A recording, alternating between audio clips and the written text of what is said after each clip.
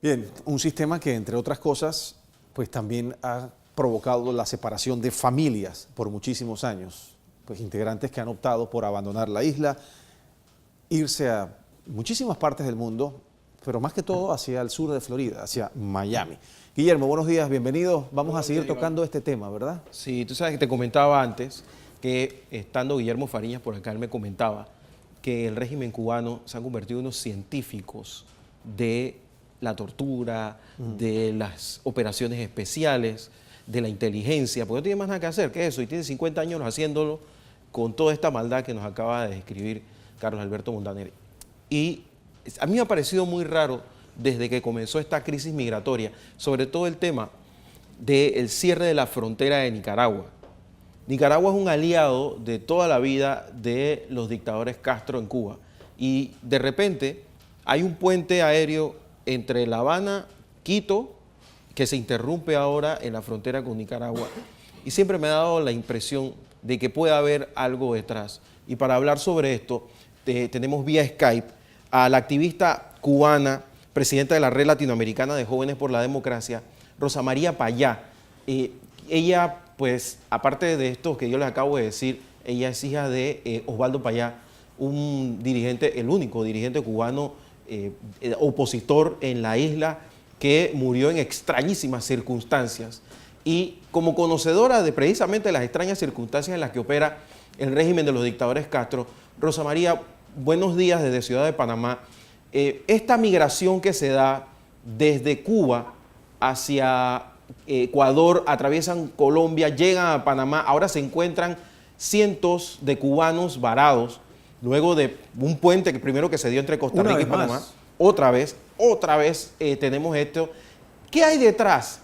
Tú que conoces bien al régimen castrista, ¿qué puede haber detrás de esta situación que de repente genera el gobierno aliado de Cuba de Daniel Ortega? Sí, buenos días Iván y Guillermo, buenos días a todos los que nos escuchan. Por supuesto que no es casual esta consecución de crisis migratorias en Centroamérica y ahora también desde Ecuador y Colombia, por supuesto que forma parte de un esfuerzo también del gobierno cubano por causar una desestabilización que por supuesto pone nerviosos a cada uno de los países que se encuentran en esta ruta de los cubanos en tránsito hacia los Estados Unidos. Sabemos que tiene que ver con la presión del régimen cubano para que la ley de ajuste cubano, que recordemos es la que permite que los migrantes cubanos sean considerados refugiados políticos, sean considerados refugiados políticos porque el régimen cubano es todavía considerado una dictadura, porque salen huyendo de su país, porque prefieren atravesar la selva del Darién o el estrecho de la Florida antes de quedarse viviendo la represión, la falta de derechos y la falta absoluta en muchos casos absolutas, de posibilidades de prosperar a través de sus propios medios. Y ese esfuerzo del gobierno cubano se ve también reflejado a partir de que permiten que muchísimos migrantes cubanos lleguen a Ecuador o lleguen a Colombia, y luego nos encontramos con eventos como el que ocurrió en noviembre y diciembre pasado, donde alguien como Daniel Ortega, que acaba de limpiar la mesa de la oposición, que acaba de terminar con los resquicios democráticos que quedaban en su país, se cierra la frontera, y esto por supuesto que no pasa por casualidad. Esto solamente puede pasar por una orden de Raúl Castro, por una orden desde La Habana. Ahora, el gobierno castrista, no sé si te escuché bien, decías que forma parte de esta, o de alguna manera, tiene influencias en esta red de tráfico humano por la que tienen que pasar estos cubanos para llegar a Florida. Mira, lo que ocurre es que Cuba no es un país normal.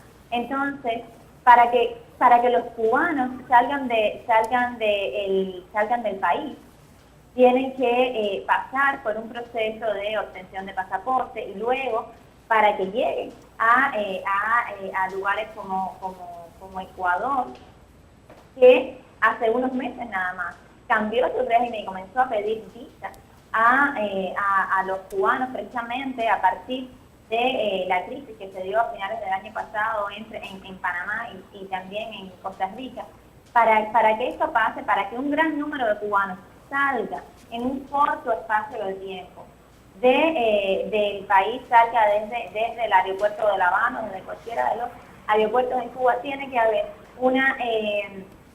al menos una tolerancia o una complicidad del gobierno cubano para que esto ocurra. ¿Todo esto tiene un costo para el cubano?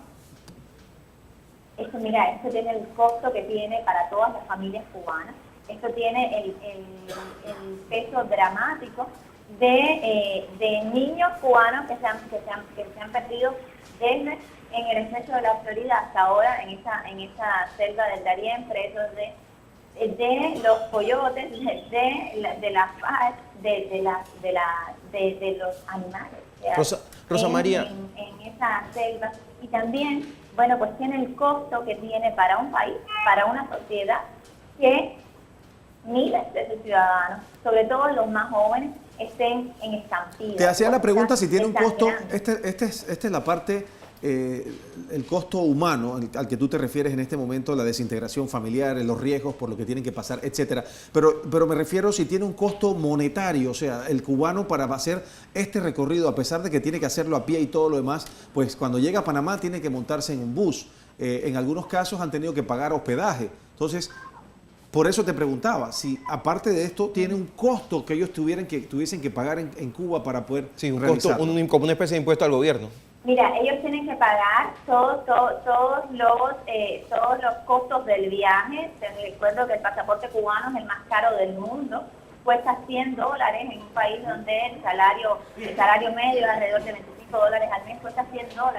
Tener un pasaporte y no está garantizado, depende del condicionamiento que el gobierno cubano tiene puestos en la ley para esa obtención del pasaporte, pero además los cubanos que deciden salir del país y aventurarse en este viaje hacia los Estados Unidos, muchas veces venden sus casas, por supuesto que renuncian a sus trabajos, queman las naves en Cuba y se arriesgan en esa travesía en la que también les va la vida.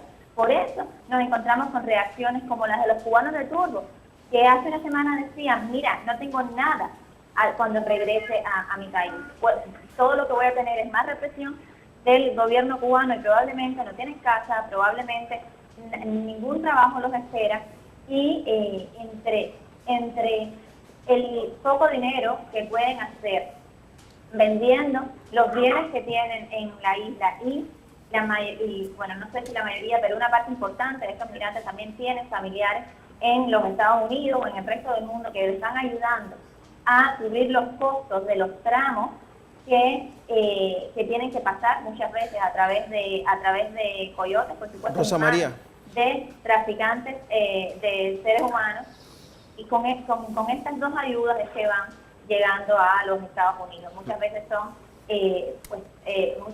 probados, hay muchos casos y estamos muy preocupados por los casos de mujeres que han sido violadas en este trayecto. Rosa María,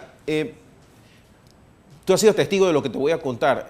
Aquí en Panamá muchos periodistas han sido cooptados ideológicamente por el gobierno cubano y de alguna manera algunos medios de comunicación se prestan para decir una verdad de esta situación que de repente no es la correcta.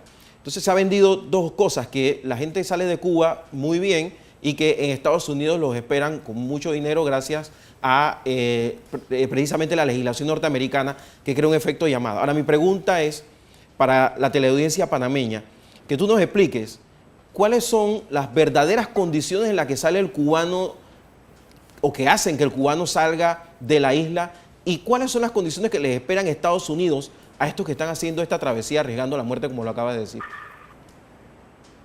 Sí, muy buena esa pregunta para poner el contexto del drama que se está viviendo. Antes de ir a las dos condiciones, yo quisiera simplemente hacer el análisis de que no hay ley de ajuste mexicana, como no hay ley de ajuste hondureña ni guatemalteca, y los migrantes centroamericanos siguen intentando llegar a los Estados Unidos, siguen intentando llegar a un lugar donde creen que pueden tener una mejor vida. En el caso cubano, la razón por la cual los cubanos salen de su país es simplemente porque es imposible en Cuba prosperar con el fruto de su trabajo. Es imposible en Cuba definir el futuro que se quiere en el que quieren los cubanos para ellos, para sus propios hijos. En Cuba ni tan siquiera puedes decidir el centro de trabajo en el que vas a laborar una vez que termines la universidad, los que pasan por la universidad. No puedes decidir la escuela a la que irán tus hijos.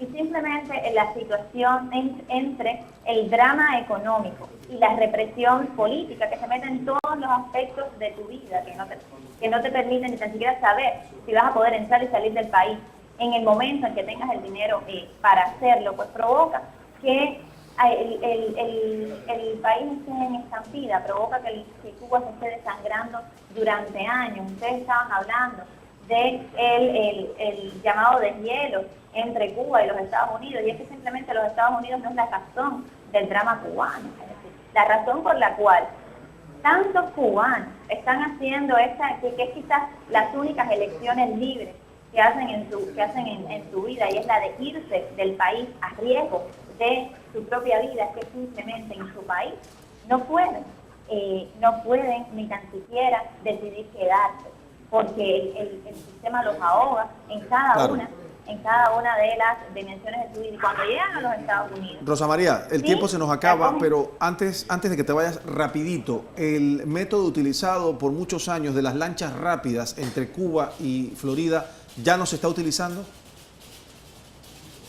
Se está utilizando también. Recordemos que todo el estrecho está patrullado por los guardafronteras norteamericanos, claro, que cuando atrapan a los cubanos en el mar los devuelven a la isla. Muchas veces cuando son devueltos primero están tiempo en prisión y después son enviados a sus hogares, y además es muy caro. ¿Los torturan en prisión? En todos los casos estamos hablando de tráfico humano, en todos los casos estamos hablando además de un gran negocio. En todos los casos estamos hablando de complicidad también de las autoridades cubanas para que este negocio se mantenga. Muy bien, muy bien. Se pagan altas cantidades de dinero por este traslado. Gracias por tu participación. Gracias, Rosa María. Bien, Rosa María Payá con nosotros desde Estados Unidos, desde Miami precisamente. Pues,